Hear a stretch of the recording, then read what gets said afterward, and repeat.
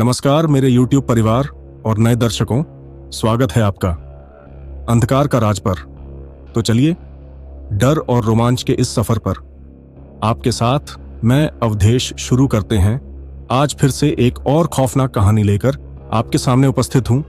यह कहानी एक ऐसे लड़के की है जो रात में अपने खेत की रखवाली कर रहा होता है, जहां उसका सामना एक शैतान से हो जाता है, पर वो शैतान उसे कुछ नहीं करता है और उसे छोड़कर चला जाता है।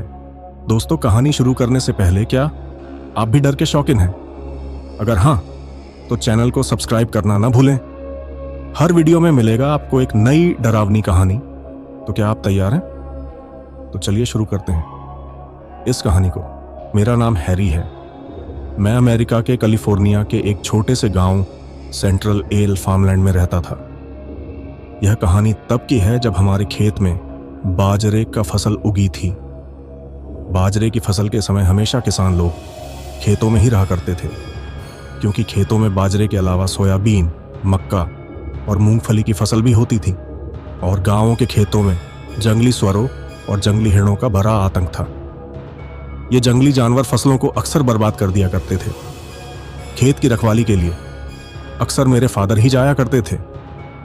एक बार उन्हें गांव का बाहर दूसरे गांव जाना था और उस गांव से वे केवल अगले दिन ही वापस आ सकते थे, क्योंकि वो गांव हमारे गांव से काफी दूर था। तो उन्होंने मुझसे कहा कि आज तुम्हें खेत पर रुकना है और खेत की रखवाली करनी है। मुझे इस चीज से काफी नफरत थी। रात को खेत में रखवाली करना, ऐसा भी नहीं था कि मैं कभी खेत पर नहीं रहता था।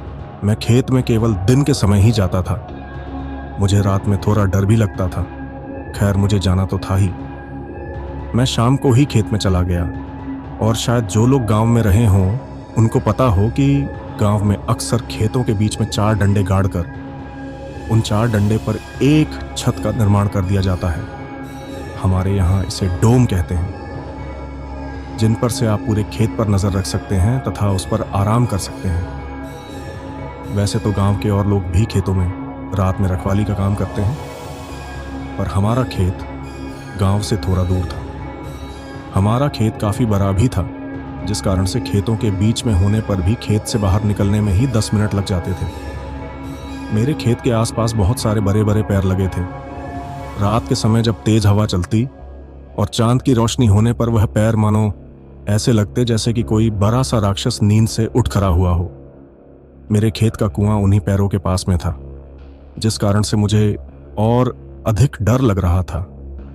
इस कारण मैंने रात होने से पहले ही अपने पीने का पानी भर लिया। मैंने अपने पास एक बड़ा सा लकड़ी का डंडा रख लिया था, ताकि अपनी अपनी सुरक्षा की जा सके। रात का समय हो गया था। उस दिन आसमान साफ था, चांद की रोशनी भी थी, जिससे आसपास ठीक ठीक देखा जा सकता था। मैंने अपने ऊपर एक चद्दर ओढ़ रखा था। मौसम ठंडा था और मुझे थोड़ी ठंड भी लग रही थी, पर मैं सोया नहीं था। मैं जाग रहा था और मैं आसमान को देख रहा था। थोड़ी देर बाद तेज हवाएं चलने लगीं। आसपास के पेड़ साए साए की आवाज करते हुए हिल रहे थे। चांद की रोशनी में ऐसे प्रतीत हो रहे थे जैसे कि कोई बड़ा सा राक्षस, जिसकी तोंद बाहर निकली हुई हो और जिसके हाथ में एक बड़ा सा कांटेदार भाला हो, और वह अनंत प्रयास करने के बावजूद भी मेरी ओर ना बढ़ पा रहा हो। मैं बस यही सब सोचकर अपना समय गुजार रहा था। मुझे हल्का हल्का डर भी लग रहा था, पर इतना भी नहीं कि मैं डर के अपने घर ही भाग जाऊं। बाजरे की फसल बड़ी हो चुकी थी। बाजरे की फसल इतनी बड़ी थी कि खेत के अंदर होने पर बाहर का देख पाना संभव ही नहीं था। मैं खड़ा हुआ और खेत के बीचों बीच बने अपने डोम से पूरे खेत को देखने लगा। सब तरफ शांति थी। आसपास कोई नहीं था सिवाय कुछ झींगुरों तथा चूहों के। झींगुरों की आवाज से मैं थोड़ा डर रहा था। वैसे तो मैंने कभी भी झींगुरों पर इतना गौर नहीं किया, पर आज पता नहीं क्यों मैं रह रहकर उनकी आवाजें सुन रहा था। एक अजीब सा डर था उन आवाजों में। थोड़ी देर बाद मैं सोने जा रहा था, पर जैसे ही मैं सोने गया, मुझे थोड़ी दूर बाजरे के खेतों में से के हिलने की आवाज आने लगी। मैंने अपना डंडा उठाया और डोम से नीचे उतर के उस ओर जाने लगा। मुझे पता था कि यह जरूर जंगली सुअर या फिर जंगली हिरण होगा, जो पास ही के जंगल में से यहाँ आया है। हमारा खेत जंगल के बिल्कुल बगल में था। मैं धीरे धीरे उस तरफ बढ़ने लगा जहां पर वह जानवर था। अब मैं उस जगह पर था जहां पर से बाजरों के हिलने की आवाज आ रही थी। वहां पर कोई जानवर नहीं था। वहां पर मैंने देखा कि कई सारे बाजरे के पेड़ों को रौंदा गया था और वह रौंदने के निशान खेतों से बाहर की ओर जा रहे थे। मैं धीरे धीरे उस ओर बढ़ता रहा जिस और वह रौंदने के निशान जा रहे थे। धीरे धीरे मैं जंगल की ओर बढ़ रहा था, पर मुझे डर नहीं लग रहा था बल्कि बहुत गुस्सा आ रहा था, क्योंकि उस जानवर की वजह से हमारे खेत का काफी नुकसान हो चुका था। मैं अपने खेत से बाहर निकल चुका था। अब मैं जंगल की सीमा पर था। मैं जंगल की सीमा पर खड़ा था जहां से आगे काफी बड़ा और घना जंगल था और मेरे पीछे मेरा खेत और मेरा गांव था। मुझे समझ नहीं आ रहा था कि क्यों मैं यहां खड़ा हूं। मुझे वापस अपने खेत में लौट जाना चाहिए, पर एक अजीब सी शक्ति मुझे उस जंगल की ओर बुला रही थी। मैं धीरे धीरे उस जंगल की ओर बढ़ता चला गया। मेरे पैर अपने आप चल रहे थे। मेरा खुद पर कोई नियंत्रण नहीं था, पर धीरे धीरे मैंने अपने आप पर काबू पाया। मैंने उन निशानों का पीछा किया और एकदम से मेरी सांस थम गई। मैंने देखा कि सामने मुझसे थोड़ी दूरी पर एक मरा हुआ हिरण पड़ा था, जिसके पास में एक लंबा और पतला सा कोई बैठा था जो उस हिरण को पकड़े था।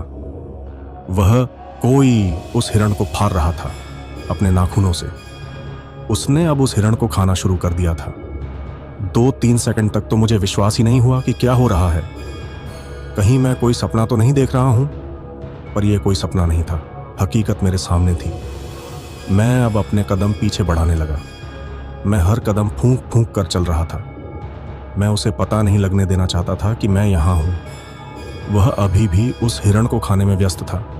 पीछे बढ़ते हुए अचानक से मेरा डंडा नीचे गिर गया और एक आवाज हुई, जिसे सुनकर वह कोई उठ खड़ा हुआ। उसके हाथ में हिरण का सिर था, जिसे उसने दूर फेंक दिया था और इधर उधर देखने लगा। तब तक मैं भी एक पैर के पीछे छुप गया। मेरी सांस फूल रही थी, पर मैंने अपने मुंह पर अपना हाथ रख रखा था। मैं धीरे धीरे वहां से जाने लगा, पर वह मुझे देख चुका था। मैंने भी अब उसे देखा। वह मुझसे बहुत ज्यादा लंबा था और उसकी आंखें लाल थीं, जिनमें देखते हुए मैं उसके वशीभूत होने लगा, पर मैंने खुद पर काबू पाया। वह एक लंबा 2 बड़े बड़े सिंग वाला शैतान था। वह मेरी ओर आने लगा। मैं भी अब अपनी पूरी रफ्तार से वहां से भागा, पर मैं जंगल के कई अंदर था। पर उस समय चांद की रोशनी में मुझे थोड़ा रास्ता दिख रहा था। वह शैतान गुर्राया। उसकी गुर्राहट ने पूरे जंगल को हिलाकर रख दिया। वह भी मेरी तरफ तेजी से बढ़ रहा था, पर मेरी किस्मत अच्छी थी। मैं जंगल से बाहर आ गया था, पर वह अभी भी मेरे पीछे ही था। मैं बहुत तेजी से भागा और भागते हुए 2 लोगों से टकरा गया। वो मेरे अंकल ब्रायन और निकोलस थे। वह मेरे फादर के काफी अच्छे दोस्त थे और उनका खेत हमारे खेत के पास में ही था। उन्होंने कहा कि तेरे पापा ने हमसे कहा था कि रात में तुझे और खेत को देखा है, पर तू इतना हाफ क्यों रहा है और तू कहां से भाग कर आ रहा है? मैंने पीछे मुड़कर देखा। वहां कोई नहीं था। वह कहीं गायब हो गया था। मैंने उन्हें सारी बात बताई।